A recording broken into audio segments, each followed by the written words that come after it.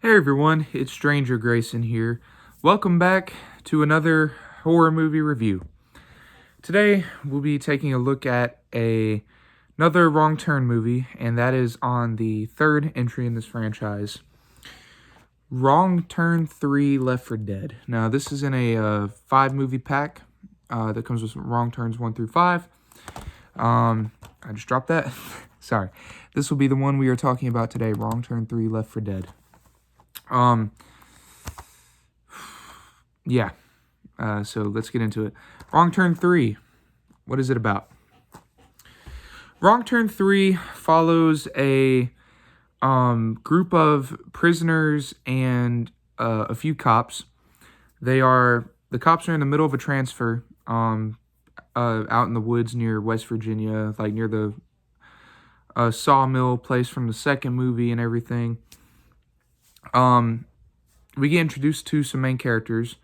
But before that, we actually had an opening scene where a group of campers went to the lake down in West Virginia and they swam there in kayaks.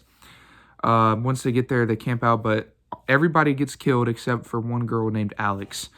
And we'll get into her later, but anyways, back to the prisoners and escaped convicts, everything. Or the police and the convicts, sorry.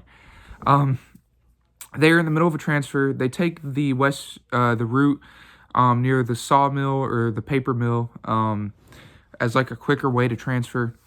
The main cop here is Nate, along with his partner Walter, and another cop are transferring a group of like 5 or 6 inmates.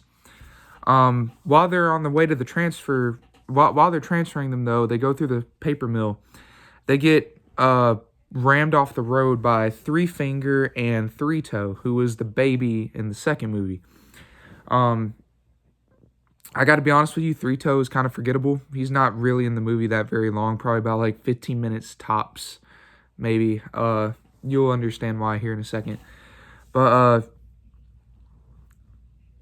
they crash the bus, and now the convicts have taken over. They steal the guns.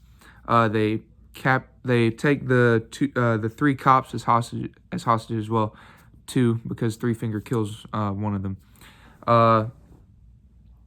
They take the other 2 cops as hostages, being Nate and Walter, and now they go tromping through the woods trying to find a way out. Because a prisoner named Chavez and another guy named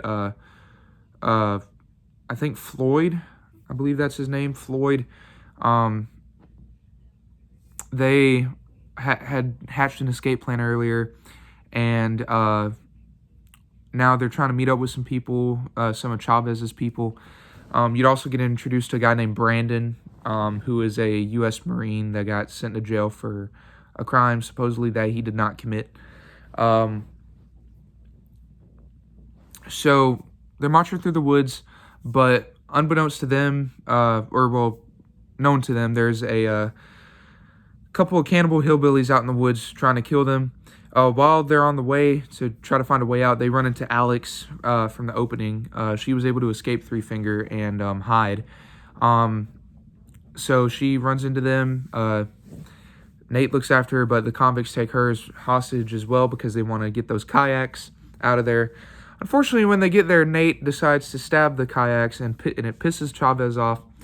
Now they're stranded, and they need to find a way out. Unfortunately, Three Finger is hot on their trail after Chavez had killed Three Toe, and now the convicts are getting picked off one by one in the woods. And that's when all chaos ensues. Wrong Turn 3 was a film that really kind of disappointed me to where this franchise was going. This definitely felt way less of a budget than parts 2 and 1. It felt cheaply made, but it wasn't a terrible film. This is definitely my least favorite out of the 3 that I've watched so far. A lot of the characters are forgettable. Honestly, like Alex was kind of a forgettable character, and I just didn't enjoy the main cast except for maybe like Nate. I don't know. It's just their writing was not very good in this film. Now, if you're wanting a film that has kills, you will get kills, but it felt like a Thing prequel type aspect where they had, you can tell that they had prosthetics made and like special effects made, but they use CGI in this film, and it literally covers up all the practical effects that they were using for the film in some parts, and it pisses me off so bad because you can tell that they really tried with the practical effects and everything, but the CGI just covers everything up. It looks like it was done in Microsoft Paint, or just some kind of cheaply made Photoshop skill type thing. So yeah, kills were good. Like there was one where a dude gets like trifurcated, like he gets split in three. I thought that was pretty cool. Then there's another one where a dude gets like strung up in barbed wire and driven off by Three Finger down the road.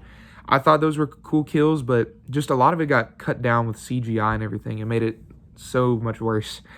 The return of Three Finger and Three Toe as like a new cannibal, but not for very long. It was, I think Three Finger was at his least memorable moment here in this film.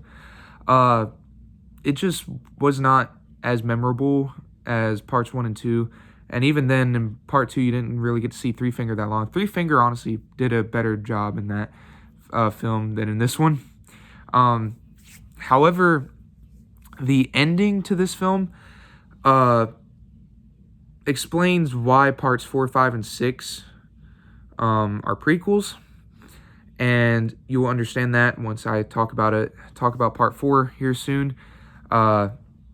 So yeah, the ending was pretty decent. It wasn't great by all means, but it does explain why parts 4, 5, and 6 are prequels. The main two like bad guys, like Floyd and Chavez, they weren't written good either. I love how like they can go from like fighting to just immediately running away, and they eventually find a cash bus, like a bus filled with cash. That played a huge major plot point in the film, like 45-50 minutes in. But it was kind of all for nothing when you get like towards the end of the movie. Other than that, just Alex, Nate, Walter, they were kind of meh characters. I could care less, but Nate was probably my favorite out of all of them.